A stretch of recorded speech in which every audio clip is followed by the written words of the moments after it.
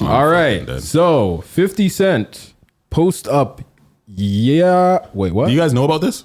Yeah. 50 post up Yayo and Uncle Murda running into Ja Rule in first class. So wait, what 50 said was he was by himself, so we had to make a scene so they could remove his scary ass. Yayo said, "Suck my dick." The gay stewardess said, "It's going down." LOL. You know, 50 Cent is trolling this. Yeah. So, suck ass up, you fucking suck ass Ja Rule on the plane. Suck ass up, you fucking suck ass. Look now on the plane no more. Niggas made Ja Rule. Niggas made Ja Rule. This is his seat. That's hilarious. Niggas. So Ja Rule said, let's start from the bottom. It said, "I popped on these punks by myself on a plane, LMAO. Pussy ass niggas. I threw the pillow at Yayo head cause you soft. Knocked your head all off. Shit was hilarious." Via TMZ. "Hi Ja, Jamie here from TMZ. Reaching out for a comment regarding a Delta flight you were on Sunday morning. Witness tells us from SFO to JFK where Ja Rule got into an argument with Tony Yayo on the flight. Ja was the aggressor and yelled profanity saying he wanted to fight, then throwing a pillow at Tony Yayo. Crew stepped in and pulled both guys off the plane for a bit. Yayo yelled back and planes are federal offenses territory and he did nothing wrong." And Ja Rule said the whole team pussy. Tagged 50 Cent, tagged Tony Yayo, and tagged Uncle Murda. So what's the... Oh, it's still going? Wait. So let's give it slow down before we just play everything. Let's give a little bit of context. What's the context behind this beef? Okay, 50 Cent and Ja Rule have been beefing for decades. Is there like what was the catalyst for the beef? Do you know? Well, it's a very deep story, but technically Ja Rule and them, not Ja Rule personally, but they somehow had something to do with 50 Cent getting shot 9 times. Okay, got it. So now they've been beefing? I didn't even know that. That's crazy. It kind of goes that deep. Okay. That beef kind of goes that deep. But yeah, they've been beefing since before 50 Cent became the biggest artist in the world when he did have his reign.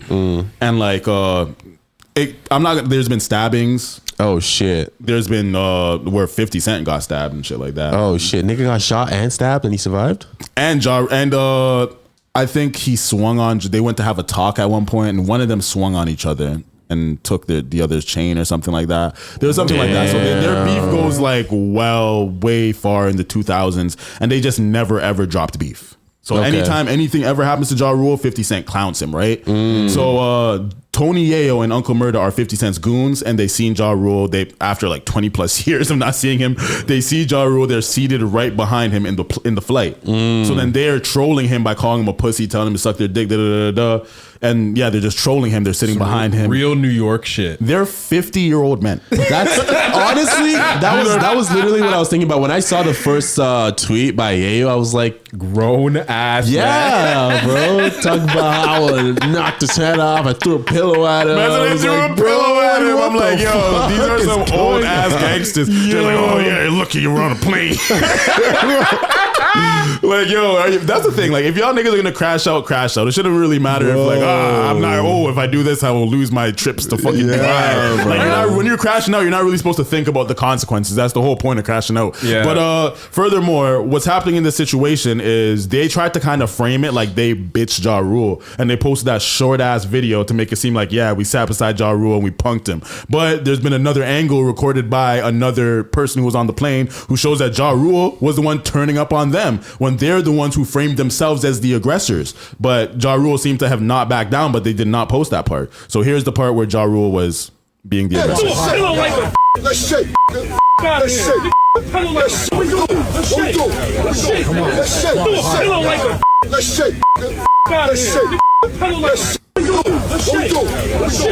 That's it. You can take the nigga out of the street, but you can't take the street out the That's facts. I think that's all we got. Yeah.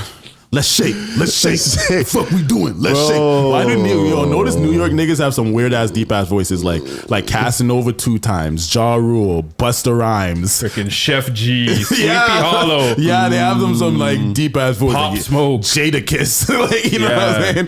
They all have like some deep ass voices and shit. Crazy. So that's interesting. But side note, what do you guys respect this? No.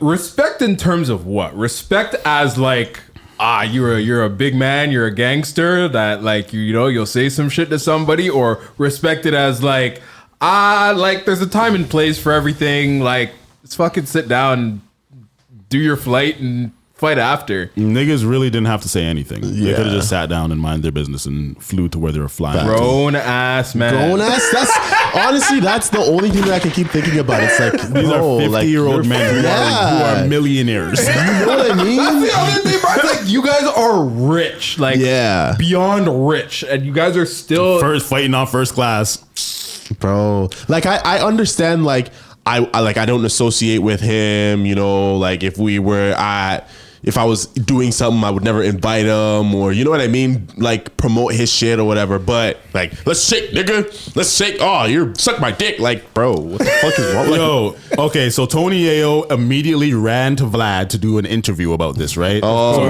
he's on doing his interview cycle with Vlad right now, and Tony Yayo basically said, like, I don't think his story made him look any better, because he's basically saying the only reason that they didn't pop off was because they were on a plane and they didn't want to lose their privileges to get trips to da-da-da-da-da. And I just feel like, like, why'd you bother saying anything? So annoying, bro. So stupid. But like, I fuck with Tony Yayo. He's an interesting personality. I fuck with Ja Rule because people try to act like Ja Rule is not a certified legend. He is a certified legend musically. You know what I'm saying? He has hits. Yeah. He ran the 2000s for a period right before 50 Cent too. So when they were beefing and like 50 Cent was getting shot and punched on and stabbed, well, before the stabbing, Ja Rule was bigger than 50 Cent. Yeah. Ja Rule was like radio. He was bigger than 50 Cent until like fucking 2003. 2003, 2004 or some shit like that. So it is so funny to think though that like we're a part of the era of like getting to see these niggas get old. Nah, it's crazy because he doesn't even remember them like 50. He missed 50 Cent's peak. Yeah, he missed the whole thing. But like for you and I, it's just like even people like Boosie Badass, like seeing Boosie Badass become just this old, like not old, but like just become this grown ass man, and he's still just saying wild shit. Put your lips on live. $100,000. But he was in jail for mad long, so it's like that makes me curious though. It's because typically, when someone grows older, you expect them to be wiser. Well, they are. They chose not to fight on the plane.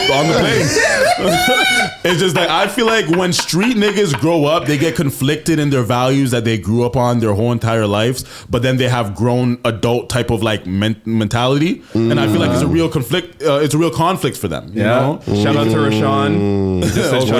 Shout out to my guys. Yaman.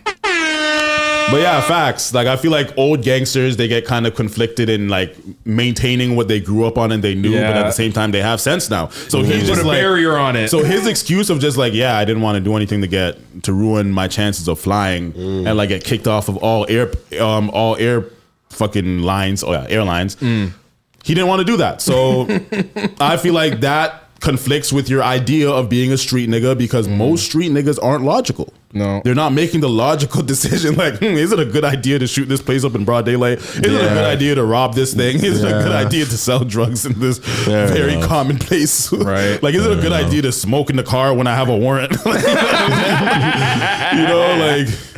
it really is what it is. Yeah, some of these niggas really just don't care. But these guys, they like half care.